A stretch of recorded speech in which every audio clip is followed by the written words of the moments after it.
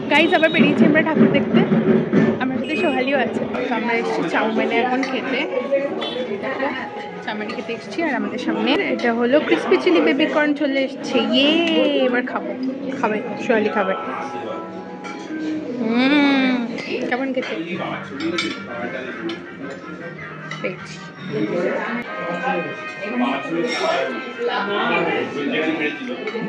ভালো খেলো।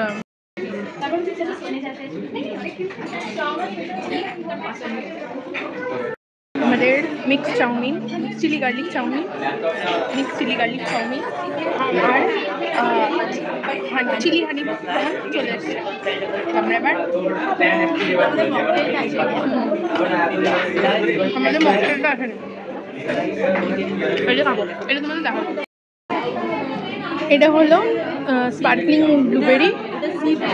ও সরি এটা সি ব্রিজ আর এটা স্পার্কলিং ব্লুবেরি, যেটা এরকম দেখতে ছিল বাট ও একটুখানি মিশিয়েছে। Sorry guys, my bad, apologies. Okay এবার খেয়ে দেখি। তো আমরা ওখানে এত কিছু অর্ডার করে দিয়েছিলাম, এরপর আমরা খেতে ছিলাম না, কিন্তু আমরা একটু আসতে পারছিলাম, খুব একটা আসতে না। যাই হোক, যেহেতু আমরা দেখলাম বাইরে কোনো ওয়েটিং নেই আর আমাদেরকে কোনো টাইম ওয়েট করতে হয়নি, তো তাই জন্য আমরা একটুখানি রিল্যাক্স করে খাচ্ছিলাম, অতটা প্রেশার দিচ্ছিলাম না।